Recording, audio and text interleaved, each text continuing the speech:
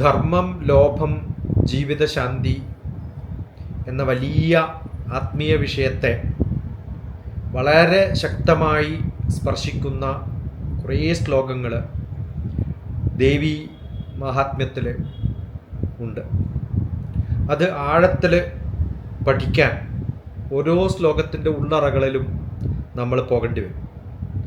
അങ്ങനെ പോകുമ്പോൾ നമ്മൾ മനസ്സിലാക്കുന്നത് ജ്ഞാനമുണ്ടായാലും മോഹം തീരില്ല, മോഹം പിന്നെയും വരാം. ദൈവകൃപ ഒന്നുകൊണ്ട് മാത്രം ലോകം മഹാമായയുടെ കയ്യിൽ ഒരു കളിപ്പാട്ടം പോലെ കളിക്കുമ്പോൾ ആ മഹാമായയെ മനസ്സിലാക്കുക. ആ മഹാമായ നമ്മുടെ ഉള്ളിലിരിക്കുന്ന കാതലാണ് എന്ന് മനസ്സിലാക്കുക. അത് മനസ്സിലാക്കിച്ചു തരാനുള്ള ജ്ഞാനം ഉണ്ടാക്കിത്തരാനുള്ള കുറേ ശ്ലോകങ്ങളാണ് നമ്മൾ കാണുന്നത്.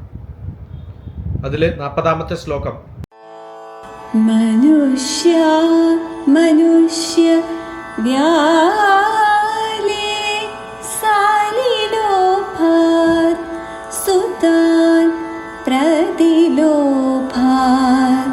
പ്രപതന്തി നേതാൻ കിം ന പശ്യസി. മനുഷ്യവ്യാലേ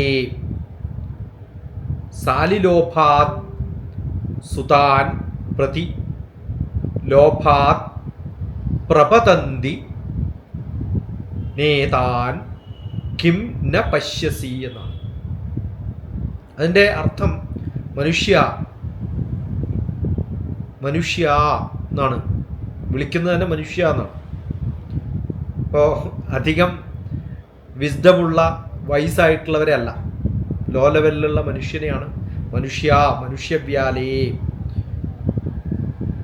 അർത്ഥം നോക്കാം നമുക്ക്. അത് വ്യക്തമായിട്ട് പറയുന്നതിന് മുമ്പ് ഒരു ലളിതമായ അർത്ഥം പറയാം. മനുഷ്യ, നീ കാണുന്നില്ലേ, മനുഷ്യന് ലോഭാത്, ലോഭം എന്ന് പറഞ്ഞാൽ ധനം, മക്കളാവാം, സ്വത്താവാം, ഇത്തരം വ്യത്യസ്തമായ ധനങ്ങൾ, ഇതൊക്കെ ലാഭം മൂലം തെറ്റായ വഴികളിലേക്ക്, അതിലേക്കുള്ള ലോഭം മൂലം, അതാണ് ലാഭം, അതാണ് വേണ്ടത് എന്നുള്ള ആഗ്രഹം കൊണ്ട് അതുണ്ടാക്കാനായി, ലാഭിക്കാനായി, ലഭിക്കാനായി ലോഭമൂലം ആഗ്രഹങ്ങൾ കൂടിക്കൂടി തെറ്റായ വഴിയിലേക്ക് വഴുതി വീഴുകയാണ് സാധാരണ മനുഷ്യന്മാർ. ആ മനുഷ്യനെ കോഷൻ ചെയ്യാം, നമ്മളെയൊക്കെ കോഷൻ ചെയ്യാണ്. അതാണ് ലളിതമായ അർത്ഥം. ഈ കേന്ദ്ര അർത്ഥം എന്ന് പറയുന്നത് ലോഭം, ആഗ്രഹം, ആധർമ്മികമായ, നോട്ട് ധാർമ്മികമായിട്ടുള്ള, അധർമ്മികമായിട്ടുള്ള, അധർമ്മത്തിൻ്റെ വഴിയിലൂടെയുള്ള ദുഃഖം തരുന്ന ഇത്തരം ഒരു ആഗ്രഹം, ധർമ്മം, ശാന്തി, മോക്ഷം എന്ന വഴിയിലൂടെയൊക്കെ നമ്മൾ എത്തിക്കുന്നതിന് പകരം തെറ്റായ വഴിയിലേക്ക് എത്തിക്കും എന്ന് നമ്മളെ ചൂണ്ടിക്കാണിക്കുകയാണ്. മനുഷ്യവ്യാലയെ, ഈ പദത്തിൻ്റെ അർത്ഥം തന്നെ വ്യാലം എന്ന് പറഞ്ഞാൽ പാമ്പാണ്. അപകടകരമായ ജീവി എന്നുള്ള അർത്ഥത്തിലാണ് പാമ്പിനെ കാണിക്കുന്നത്. ഇവിടെ പാമ്പിന് വലിയ വ്യത്യസ്തമായിട്ടുള്ള അർത്ഥങ്ങളുണ്ട്, പക്ഷേ അസുഖമുണ്ടാക്കുന്നതാണ്. നമ്മുടെ മെഡിക്കൽ സിമ്പലും പാമ്പാണ്. രാഹു ജാതകത്തിൽ രാഹുവിൻ്റെ ദോഷം എന്ന് പറഞ്ഞാൽ ദോഷം തന്നെയാണ്. മനുഷ്യവ്യാലേ, അത് മനുഷ്യൻ്റെ സ്വഭാവത്തെ പാമ്പിനോട് ഉപമിക്കുകയാണ്. പോയ്സണസ് ആണ് എന്ന് കാണിക്കുകയാണ്. പാമ്പ് എന്ന് പറയുമ്പോൾ പോയ്സൺ ആണല്ലോ നമ്മുടെ മനസ്സിൽ ആദ്യം വരിക. അതിന് കാരണം എന്താണ്? വിഷമുള്ള പാമ്പ് പോലെയാണ് ലോഭം. ആ വിഷമാണ് മനുഷ്യനിലുള്ളത് എന്ന് കാണിക്കുന്നത്. ലോഭമുള്ള മനുഷ്യന്മാർ പാമ്പ് പോലെ എന്ന് പറയുന്ന അർത്ഥം, ലോഭമുള്ള മനുഷ്യൻ അപകടകാരികളാണ് എന്ന് കാണിക്കാൻ വേണ്ടിയിട്ടാണ്. സാലിലോഭാത്,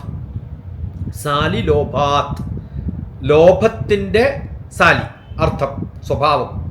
ഇവിടെ പറയുന്ന ലോഭം എന്ന് പറയുന്നത് ധനലോഭാവാം, മക്കളോടുള്ള അമിത ആസക്തിയാവാം, സ്വത്ത്, സ്ഥാനം എന്നൊക്കെ കിട്ടാനുള്ള ആഗ്രഹങ്ങളാവാം, പവർ പൊസിഷന് വേണ്ടിയിട്ടുള്ള കളികളാവാം. ഇതൊക്കെ സ്വാഭാവികമാണ് പലർക്കും. പക്ഷെ അത് അധികമായാൽ അധർമ്മമായി. സ്വാഭാവികമായിട്ട് ഇതൊക്കെ ഉണ്ടാവണം. ആഗ്രഹങ്ങളില്ലാത്തവർക്ക് ജീവിതത്തിന് എന്താർത്ഥം? നമ്മൾ അറ്റാച്ച്മെൻ്റ് ഇല്ലെങ്കിൽ ജീവിതത്തിന് എന്താർത്ഥം? പക്ഷെ അത് അധികമാകുമ്പോൾ അറ്റാച്ച്മെൻറ്റ് ബോണ്ടേജാണ്. അതാവാണ്ടിരുന്നാൽ മതി. സുതാൻ പ്രതി, സുതാൻ പ്രതി, മക്കളോടുള്ള മോഹം. സുതാൻ പ്രതി, മക്കളോടുള്ള മോഹം. എന്താണ്? മക്കൾക്കായി, കുടുംബത്തിനായി എത്ര തെറ്റുകളാണ് ചില മനുഷ്യന്മാരൊക്കെ കാണിക്കുന്നത്. തെറ്റായ മാർഗങ്ങൾ സ്വീകരിക്കുന്നു, അന്യായം ചെയ്യുന്നു, സെൽഫിഷായി മാറുന്നു, അഴിമതിയിലേക്ക് കടക്കുന്നു, അന്യായമായ സമ്പാദ്യം ഉണ്ടാക്കാൻ ശ്രമിക്കുന്നു, മറ്റുള്ളവരെ വഞ്ചിക്കുന്നു. ഇതിനൊക്കെ കാരണം എന്താണ്? ഒറ്റ കാരണമേ ഉള്ളൂ, മക്കളോടുള്ള പ്രേമം, കുടുംബത്തോടുള്ള അതിയായ സ്നേഹം. അതുകൊണ്ട് സുതാൻ പ്രതി, സുതാൻ പ്രതി. പലരുടെയും ഇത്തരം പ്രശ്നങ്ങളിൽ പെട്ടിട്ട് അവസാനം പോലീസ് കേസാകുമ്പോൾ ആത്മഹത്യ എന്ന കഥകളൊക്കെ നമുക്ക് കേൾക്കാറുണ്ട്. ഇതിനൊക്കെ കാരണം ഇതാണ്. ലോഭാത് പ്രപതന്തി, വീഴ്ച, വീഴുന്നു എന്നാണ്. ലോഭാത് പ്രപതന്തി, ആഗ്രഹങ്ങൾ കൂടുമ്പോൾ ധാർമ്മികമായ തലത്തിൽ നിന്നും അധർമ്മത്തിലേക്ക് വീഴും. അത് വലിയൊരു വീഴ്ചയാണ്, മാനസികമായ തകർച്ചയാണ്. ലോകത്തിലെല്ലാം നഷ്ടപ്പെട്ടു എന്ന് തോന്നുന്നൊരവസ്ഥ വരുന്നത് ലോഭം കൊണ്ട് ചെറിയ തെറ്റുകൾ ചെയ്യും, പിന്നീട് അത് വലിയ വീഴ്ചയായിട്ട് മാറും. അതുകൊണ്ട് ആത്മീയമായ തകർച്ചയുണ്ടാവും, മാനസികമായ അസ്വസ്ഥതയുണ്ടാവും. ഇതിനൊക്കെ കാരണം അധികമായ ലോഭം. അതില്ലാത്തത് കൊണ്ടാണ്. കൃത്യമായിട്ടുള്ള ധാർമ്മികമായിട്ടുള്ള വഴി ഏതാണെന്ന് തിരിച്ചറിയാതെ അന്ധന്മാരായി നടക്കുന്നത് കൊണ്ടാണ്. അതിനാണ് സത്സംഗും ഗുരുക്കന്മാരും ആചാര്യന്മാരും ഒക്കെ നമ്മളെ നേർവഴി നടത്താൻ വേണ്ടി ഉണ്ടാവേണ്ടത്.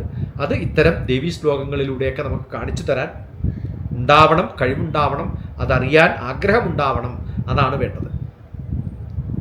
നേതാൻ കിം ന പശ്യസി, നേതാൻ കിം ന പശ്യസി ഒരു ചോദ്യമാണ്. ഈ ചോദ്യം നമ്മളോട് ചോദിക്കുന്നത് നേതാൻ കിം ന പശ്യസി, നീ ഇതെല്ലാം കാണുന്നില്ലേ?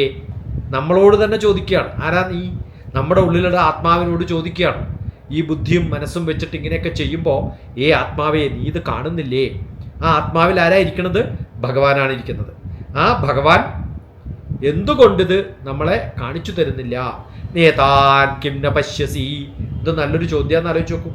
നമ്മൾ ഓരോരുത്തരുടെയും നമ്മുടെ ആത്മാവിൻ്റെ ഉള്ളിൽ നമുക്ക് ഇത്തരം ആത്മാവിനോട് നമ്മൾ ചോദിക്കേണ്ട, അല്ലെങ്കിൽ ആത്മാവ് നമ്മളോട് ചോദിക്കേണ്ട, മനസ്സ് ആത്മാവിനോട് ചോദിക്കേണ്ടത്. ഇതൊക്കെ ഭഗവത്ഗീതയിലെ ആശയമുണ്ടല്ലോ, ക്രമത്തിൽ. ഉദ്ധരേത് ആത്മനാത്മാനാം ആത്മാനം അവസാധയൻ ആത്മൈവ ഹ്യാത്മനോ ബന്ധു ആത്മൈവ രിപുരാത്മനഹ എന്ന കഥ. ഈ കഥയിലൂടെയൊക്കെ നമ്മൾ മനസ്സിലാക്കേണ്ടതാണ്. ജീവിതത്തിൻ്റെ പല ഉദാഹരണങ്ങൾ നമുക്ക് കാണിക്കാൻ പറ്റും. പക്ഷെ ഇതൊന്നും കണ്ടിട്ട് ഉദാഹരണങ്ങൾ കാണും, അപ്പം ആലോചിക്കും, പിന്നെ പഠിക്കാറില്ല, അത് ഉപയോഗിക്കാറില്ല. ഉപയോഗിക്കാത്ത എന്ത് ധർമ്മ പഠനവും ആത്മീയമായ പഠനവും കേട്ടിട്ട് ശ്ലോകങ്ങൾ കേട്ട് ബൈഹാർട്ട് പഠിക്കും ഭഗവത്ഗീതയിൽ. ഒരു കാര്യമില്ല പ്രാവർത്തികമായിട്ട് വരുത്തില്ലെങ്കിലും. ഭഗവാൻ കൃഷ്ണൻ 66 മുതൽ ബാക്കിയുള്ള 72, 78 വരെയുള്ള ശ്ലോകങ്ങളിലൊക്കെ പറയുന്നത് ആര് പഠിക്കണം, എന്തിനു പഠിക്കണം, എങ്ങനെ പഠിക്കണം, എപ്പോൾ പഠിക്കണം, എപ്പോൾ ചെല്ലണം, ആരെ പഠിപ്പിക്കണം എന്നൊക്കെയാണ്. ഭഗവത്ഗീതയുടെ ബന്ധം വളരെ കൂടുതൽ ഇതിനകത്തുണ്ട്. ഈ ആശയം പറയുന്നത് ഗീതാ സിദ്ധാന്തം തന്നെയാണ്. കാമം, ക്രോധം, ലോഭം, നാശം. ആ ക്രമത്തിലാണ് ഭഗവാൻ ലോഭം മനുഷ്യനെ നശിപ്പിക്കുന്നു എന്ന് കൃത്യമായിട്ട് പറയുന്നത്. എൻ്റെ വാതിലാണ്, അതിനകത്ത് കടന്നാൽ പിന്നെ പുറത്തു വരാൻ ബുദ്ധിമുട്ടാണ്. അത് ഒരു വഴി മാത്രമേ ഉള്ളൂ, കടന്നു കഴിഞ്ഞാൽ പിന്നെ പുറത്തു വരാൻ പറ്റില്ല. ധർമ്മത്തിൻ്റെ വഴിയിലൂടെ ഈ ശ്ലോകം നമ്മളെ പഠിപ്പിക്കുന്നത് ധർമ്മത്തിൻ്റെ വഴി എന്താണ് അത് സൂചിപ്പിക്കാൻ വേണ്ടിയിട്ടാണ്. ധർമ്മം പാലിക്കുക, നിയന്ത്രണം ഉണ്ടാവുക, ആസക്തി നിയന്ത്രിക്കുക, മനസ്സിന് ശാന്തി ലഭിക്കും എന്ന് എത്ര പ്രാവശ്യം ഓരോ സത്സംഗിലൂടെയും ഓരോ കൃതികളിലൂടെയും മഹാത്മ്യത്തിലൂടെയും അത് ഓരോ ഇതിഹാസ പുരാണങ്ങളിലും നമുക്ക് കഥകൾ പറയുന്നത് ഇത് മനസ്സിലാക്കിച്ചു തരാൻ വേണ്ടിയിട്ടാണ്. ധർമ്മം, ശാന്തി, മോക്ഷം എന്ന വഴിയിലൂടെ പോകണമെങ്കിൽ ദാർശനികമായ ധർമ്മം മനസ്സിലാക്കണമെങ്കിൽ റൈറ്റ് ലിവിങ് എന്നാണ് ധർമ്മം. ശാന്തി എന്ന് പറയുന്നത് ഇന്നർ പീസാണ്, പുറമേയുള്ളതല്ല. മോക്ഷം എന്ന് പറയുന്നത് ലിബറേഷനാണ്. ഇത് ഒരു ജീവിത ഉദാഹരണത്തിലൂടെ ലോഭമുള്ളവർ കൂടുതൽ സമ്പാദിക്കാൻ ശ്രമിക്കുമ്പോൾ അശാന്തി ഉണ്ടാവുമെന്നും ഭയമുണ്ടാവുമെന്നും കുറ്റബോധമുണ്ടാവുമ്പോൾ ധാർമ്മികമായ നഷ്ടമുണ്ടാവുകയും ധർമ്മിഷ്ഠനാവാൻ വേണ്ടിയിട്ട് ന്യായമായി ജീവിക്കണമെന്നും മനസ്സിൽ സമാധാനം ഉണ്ടാക്കാനുള്ള മാർഗം അതുതന്നെയുള്ളൂ. അതാണ് ദേവിയുടെ സങ്കല്പം നമ്മളിൽ ഉണ്ടാക്കേണ്ടത്. അത് സന്തോഷം തരും. ഇങ്ങനെയൊക്കെയാണ് ഈ ശ്ലോകങ്ങളിലൊക്കെ നമ്മളെ പഠിപ്പിക്കുന്നതും പറയുന്നതൊക്കെ. ആത്മീയമായ ഒരു സന്ദേശം ഈ ശ്ലോകം നമ്മളോട് പറയുന്നത് ആസക്തി നിയന്ത്രിക്കാൻ സാധിക്കാത്ത ജീവിതം തകരും എന്ന് തന്നെയാണ്. ധർമ്മം പാലിച്ചാൽ മനസ്സിന് ശാന്തി വരും എന്ന് തന്നെയാണ്. ലോഭം തെറ്റായ വഴിയാണ്, ആസക്തി വീഴ്ചയാണ്, ധർമ്മം ശാന്തിയാണ്, ശാന്തി മോക്ഷമാണ്. ഇങ്ങനെയൊക്കെ എത്ര പ്രാവശ്യം പറയണം?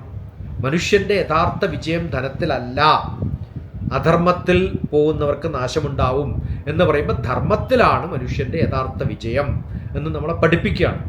അത് നമ്മൾ ഓരോ കാര്യങ്ങളും മനസ്സിലാക്കിയിട്ട് മുന്നോട്ട് പോകുമ്പോൾ അത് തന്നെയാണ് ഭഗവത്ഗീതയിൽ അർജുനനെ കൃഷ്ണൻ പറഞ്ഞ് മനസ്സിലാക്കിപ്പിച്ചു തന്നത്.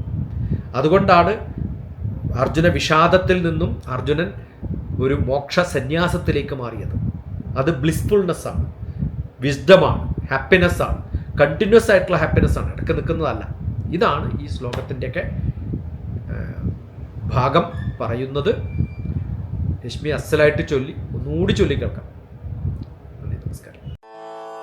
മനുഷ്യ മനുഷ്യ വ്യാലേ സാലിലോഭാത് സുതാൻ പ്രതിലോഭാത് പ്രപ